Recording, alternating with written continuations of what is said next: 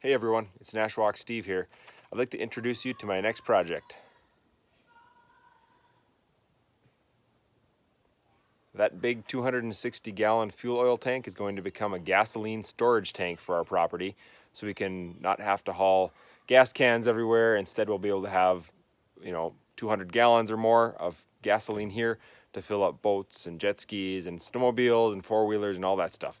So the plan is to take this tank, which I purchased from Craigslist for $10 from someone who was just looking to get rid of it off their property. It had been used recently, so it's not in rusty shape inside. It should be pretty slick with fresh oil, which is good for what we're doing here, because getting rust out of the tank would be kind of challenging. But we're going to refinish it outside and inside. I'll show you how I do that. Then we're going to plumb it so it can have a long gas hose on it down to the lake, and then also a side one that's going to come off near the driveway here, so we can fuel up things in the driveway or down on the water. So we're going to work on that for the next, I don't know, it might take me months before I actually get everything done, but I want to show you the beginning photo of what we're going to be working with so you can see how it progresses.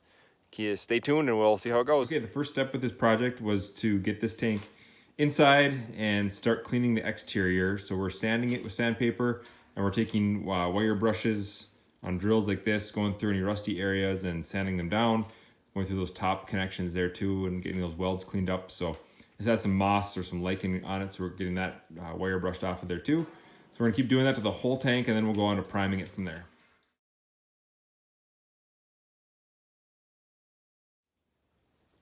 Okay, we got the tank sanded down and wire brushed down as best we could, making sure to hit any rust spots. Pretty hard getting it down to bare metal. Now we're just taking some sponges and water to get all the dust off of it, and then I'm coming through with a dry towel at the end, make sure it's nice and dry, and then we'll move on from there. Okay folks, here I've got some Rust-Oleum primer, fast drying any angle spray, about $6 for the can. I think it should cover the whole tank. So we started, after the thing was dry, we started spraying this up. I'll do a little touch up later. I was having my girls help me with this too. Just got to get a primer coat on it to cover up that bare steel, and then we can go ahead and put the actual paint coat on it. So that's what it looks like now. We'll let that dry for a little bit, and we'll flip it over and do the other side.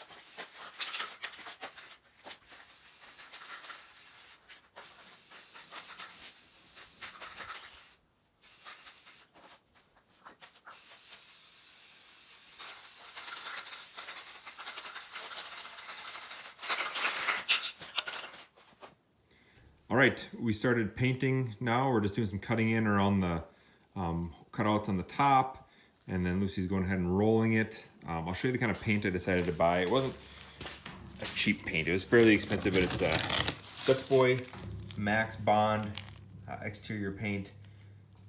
It looks like some pretty good stuff, so hopefully that's gonna give us a long life out of this. We're rolling it on and brushing it on, and we'll just keep doing this until we're all done.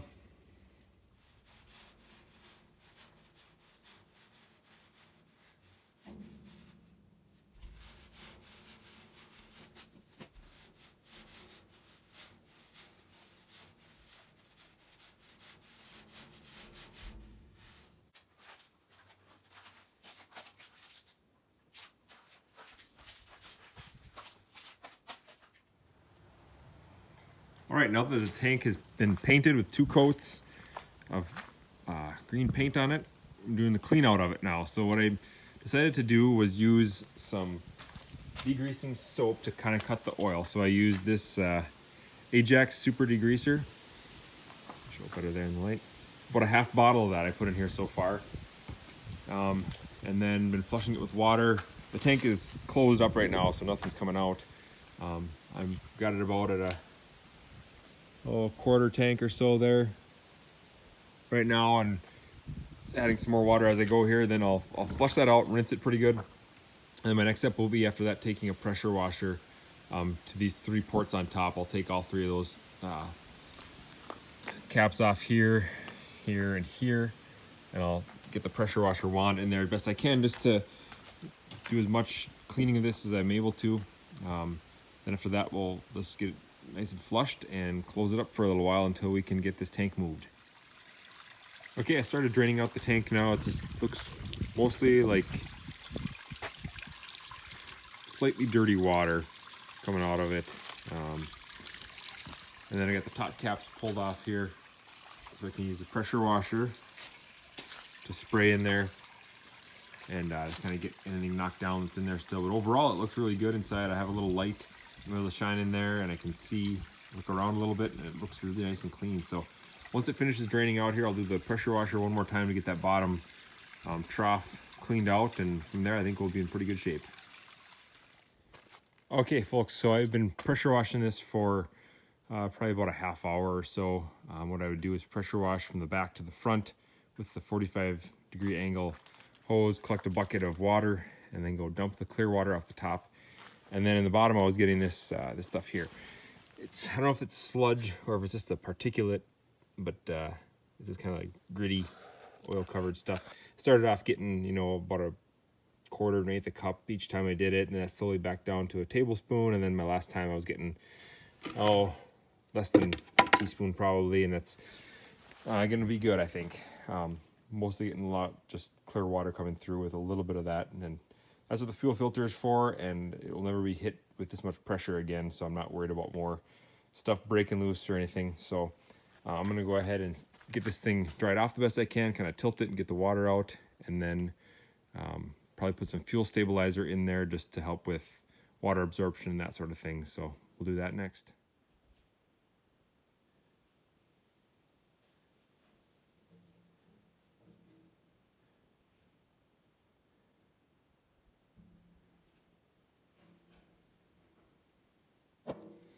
All right, we got the tank up onto the elevated area it's going to be so it can gravity flow.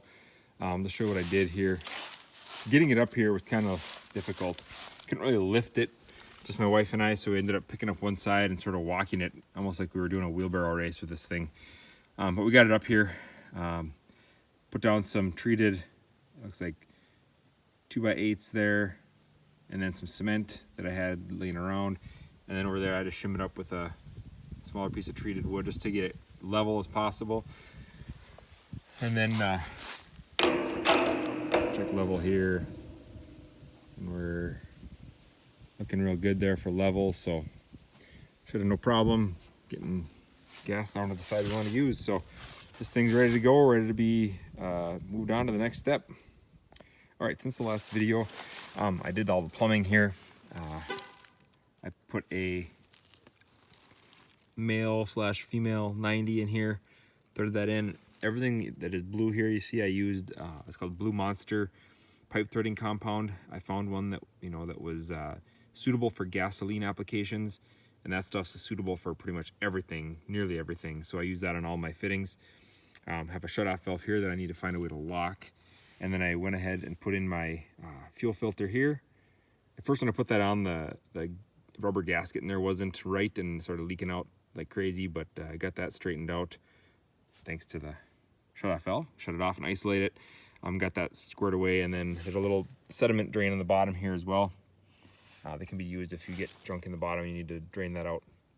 And then because I'm gonna have 2 hoses, I have a T here followed by a valve for each hose so I can isolate either valve. So I initially thought that might be a lot of weight on here, so I do have some blocks here. They're not supporting anything right now, but once I get the hose hooked up, I might throw this under here and make that a little bit of a support. So this little poor elbow here isn't taking all the force, all the weight of that. So that's what I did for valving. I leak checked it just by putting in about 10 gallons of gas. So I didn't have to have a whole tank in there full when I leak tested it. Everything held up just fine. So I'm happy so far with the Blue Monster pipe threading compound. So that's that part of it. The hoses should come hopefully this week and I can get those connected up. And then I went ahead and I put on the cap here, the locking cap that I bought. Just got a little hasp here for locking, and it's rated for gasoline tanks. It will vent if the pressure is high, or if the vacuum is too high, it'll allow air in. So most of the time, it won't allow any air in or out because you'll be, your gasoline's just going to stay in there and it won't let the fumes out. But should the pressure get high enough, it will allow the pressure to escape there. So that's what is recommended for a gas tank, so you don't lose any of your gas fumes to the atmosphere. So in that same thread, this is a vent alarm that's on here, so when it's being filled, it'll make a whistling sound. I did cap this off, so most of the time this cap will be on and it won't be letting out any fumes. So, but when the filler comes, if they want to remove that, it's just hand threaded. They can take that off and then hear the venting as they fill up the tank. And then my final thing here for tonight's part of the project was to put a label on it. So I went ahead and I just printed off some text and stenciled it on here. So when the guys come to fill it, they know which tank to fill. I only have one, but I'm sure they like to know that they're filling a gasoline tank with gasoline. So put that on there, and tomorrow I'll go ahead and make a call and get probably about 200 gallons of gas brought out. And then when those hoses come, we'll get those threaded on, and I got the nozzles already in the house waiting to be put in place. So we're getting close. All right, my hose showed up today, so I was able to get this connected and run over where I wanted to go. So I just put some of the Blue Monster pipe thread compound on there. And to get this thing threaded in, I had to sort of lay this hose out like all along here, so it had plenty of room so I could spin it, because the whole hose had to twist to get it onto that valve. But shouldn't be a problem. That went on pretty smoothly. Now I'm over here working on the other end, putting the nozzle on. So here's the nozzle that I'll be installing. Regular Fill-Rite manual nozzle for a gravity farm tank. Like 25 bucks or something on Amazon, pretty easy. And then that's going to go on to this end of the hose, which I've already gotten gooped up with pipe dope there. So we're going to go ahead and thread this nozzle on here, and we'll have a functioning hose. All right, use the channel lock to hold on to that nut area there, that flattened area, and then thread that thing on. By hand, you get a pretty good torque on it with the handle there, so didn't have to use any tools on the actual nozzle. So now we wait till we get the truck here to fill us up and give this thing a try. All right, folks, this project is starting to come to an end here. We just had the delivery truck out to drop off some premium non-oxygenated gasoline for the tank. I already had the stabilizer in here, so we're in good shape there. I went ahead and secured the cap with the lock that I'd gotten for it here, a little black lock, and then also decided to go ahead and lock up the nozzle here. Being that this is a gravity tank, without gravity you can't get anything out of the nozzle. So if the nozzle's locked up here, it's secure. It was either that or find a way to lock the valves that I have on the other side, and that seems to be more of a challenge than doing this. This will work for this hose that's nearby to the tank. However, I'm going to have a longer hose down by the lake that will need some other way of locking. But for now, this works. It's kind of light duty chain, but I think it'll do the job for now. This is all I had on hand, but when I have some other chain available, I'll probably use something more sturdy there, or a cable. That would probably be ideal. So that's looking like about it for the project. You can see we got some fuel in there now, and we should be good for a while here. So hopefully this helps you out if you've got a similar project where you're trying to convert an old tank into a new tank for gasoline on your property. Hopefully this will give you some ideas and what to do. Thanks for watching.